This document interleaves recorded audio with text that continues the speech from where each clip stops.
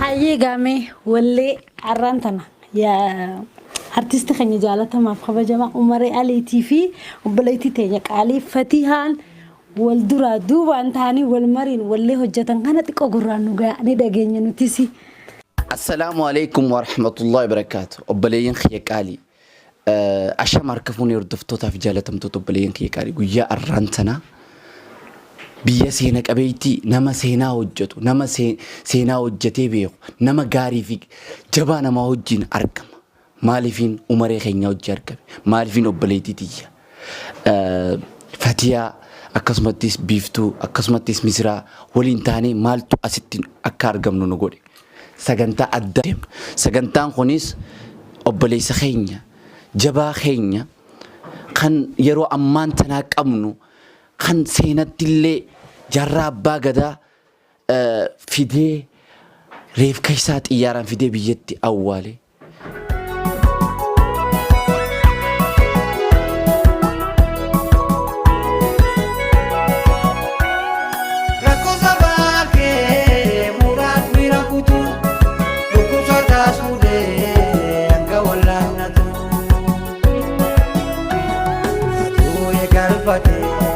Hagawalatu mana saati gale hafuuraan fuudhatu.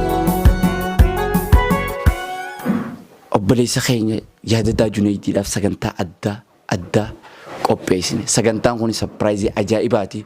Obboleessa keenya jabaa keenya kan walaloon isaa akka malee namatti toluun beekamtu dhalootatti dabarsuun kan beekamu Umareetu walaloo tana barreesse. Obboleettii teenyaatu yaada kana fidee obboleessa kiyya gammachiisuun qaba. Yaadataa Junayidii nama seenaati nama seenaa hojjetee beeku nama jireenya isaa guutuu keessatti ummata Oromootiif jiraatu. Yaadataa jechuun baay'ee waa'ee isaa yeroon dubbadhu hiriyoota isaa hoteela guddatti afeeraati ifiif as dhufee ganda kanatti nyaataa beeka nama if qabuudhaan jiraatu nama jabaa akkanaa qabaachuu keenyaaf seenaan isaa bifa walleetiinis isaa dalagamu garee yeroo jalqabaatiif ija kiyyaatiin arge. Wallee ajaa'iba anniin boo'ee ganama gisee na dhageessaa walleen dhageeffadhu ni beekta garuu yeroo jalqabaatiif wallee tana gareetiin qooda elloo wallee keessatti qooda akkana namaa kaa'uun ni jirti je'eetiin ajaa'iba ta'e beekaa obboleeyyan wallee tana giseen see dhageeffadhu miira ajaa'ibaatu na dhagahame. Amma mee abbaa wallee tana barreessee wallee tana gadhiisuuf deema jaanii isattiin dabarsaa obboleessa keenyaa fi gaarii kabajamaa obbo Umaree birattiin argama nama guddaa bira dura haasawuun dhiifama nu godhaa. Muraasanii muraasanii abshirsi wajjin jirra nutu hundaanii. Muraasanii muraasanii abshirsi wajjin jiraanii somareenii. Abshir. Anillee nakinni itti dhufe naafi simtoni obboleeyyanii lamaatu addaan dhole Shamshii Adamii fi Yusuf Adam akkana goota fi abbaa daaleeffata goota fi abbaa kabaja goota fi abbaa ol qabata nama harka qalleeyyii nu gargaaru kan manneen barnootaa nu jaaru kan uummanni keenya ogaa buqee nyaataa nu dhaqqabu. Artii danuu tana keessaa nama tokko isa kana maqaana dha'u dhabeetiin garaan kun oowwuu jira. Yaa Umaree keenya kootu holkaana baasii jetteetiin dhufe akkasii Fatihaa teenya irralleen turree guyyuma lama waan kana jajjenne alhamdulillah gaaraan tana asumaanuu yaadataa Junayidiitiinis wal barnoota gaarii goota keenya qaalii keenya ijoo teenya qaroo teenya waan barbaachisu hanga lubbuutti si wajjin jirraa. Abshiriin sinjaa ammoo tan naka kaaftee bakkaan jiru osoo na dhukkubu na fidde Fatihaa Yusuf Adam ta'uu gadin kabadu. Assalaamu alaykum wa rahmatullahi wa barakaatu. obboleettiin teenya Fatiyaan yeroo hedduu duba gartee gaaroommina yaadataatis waa hedduu nutti himaa turte. Utiinis waa'ee isaa yeroo dubbattu miira keessa nu galchiti. Hedduu nama gaaroommina isaa yeroo dubbattu miira keessa nu galchuu keessa kuttee dhugaa inninis gochuma isaa irratti sii galeemi tana duraas miiruma keessa galla egaa isiin nutti himaa oolte. dhugaa jirtu hubanne nu yaadachiiftee fazakkir nu goote mee Fatiyaa teenya mee yaada kana godhuudhaaf maaltu si kakaase? Ina kakaase yaada kana nuti gizee hedduu hoggaa namni keenya addunyaarraa galee eega du'e booda nama keenya hayyuu keenyaas dhaadheessina.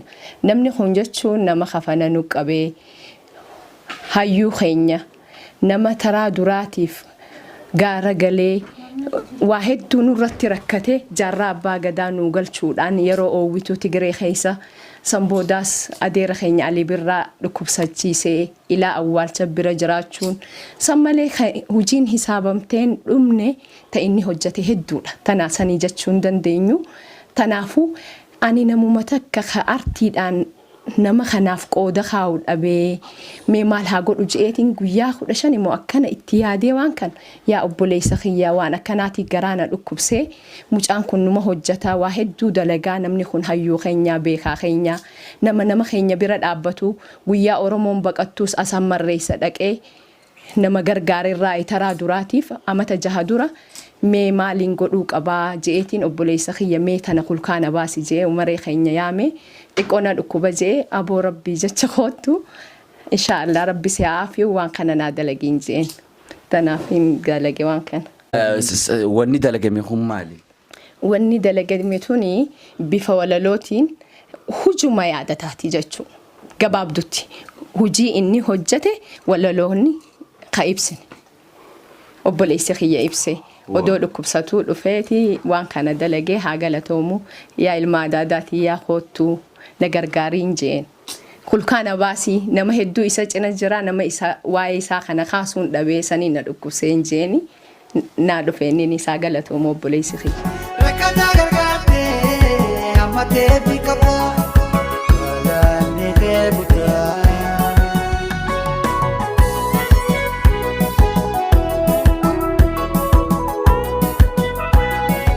Taa'uun qabu jettee kan argee keessa turte dheena kana kan waan hunda fixattee jirtuuf duuba deebitee dhufte sagantuma kanaaf dhufte ganama kana gizee dhageessu way miira isiin keessa galte garaatiin ture mee biftu teenya sagantaa kanarratti afeerramuu keetiif maaliif afeerramte maaltu si dhagaame?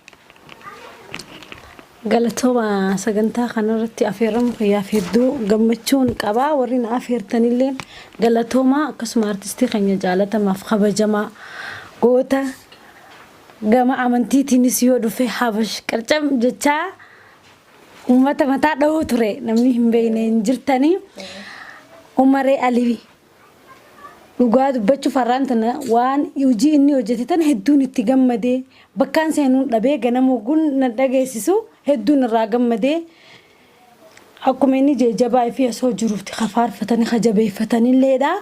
Dhugaa Umaree Alii amma durallee hojii isa boonsitu hojjetee jira ka har'a anaaf daranii dhugaa dubbachuuf asitti naaf yeroo keessaniifis galatooma. Akkasuma Fatiyaan illee dubartii jabduu dubartii dhiira caaltu an dubartii akka isiin arkine dhugaa dubbachuu fi Fatiyaa galatoomiin jaani bakka tiyya buutanii Oromoon marti naa galatoomfadhaa duuba.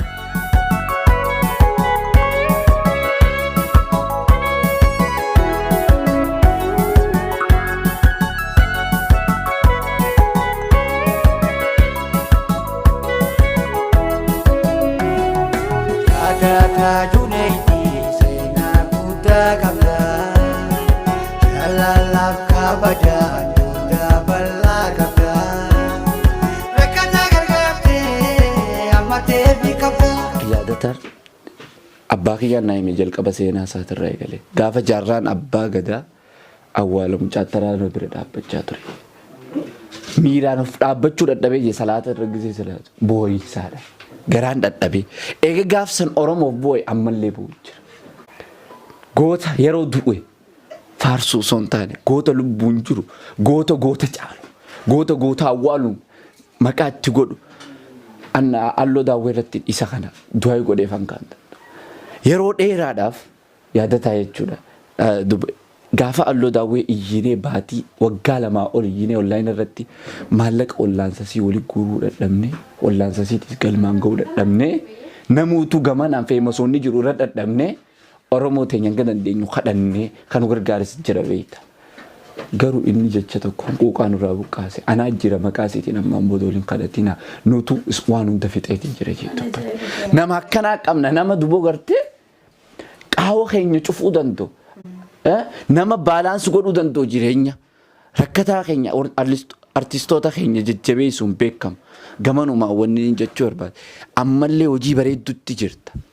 Namoota jajjabaa akka obboleessa keenya abbaa keenya umaree keenya namoota hedduu jajjaboota keenya kan hunda hedduu si jaalatan si duuba jiran waan lubburraa si fadhan si duuba jirra anis akka nama tokkotti obboleettiin teenyaas si duuba jirti namuutu hanga dandeenyu si duuba jirra.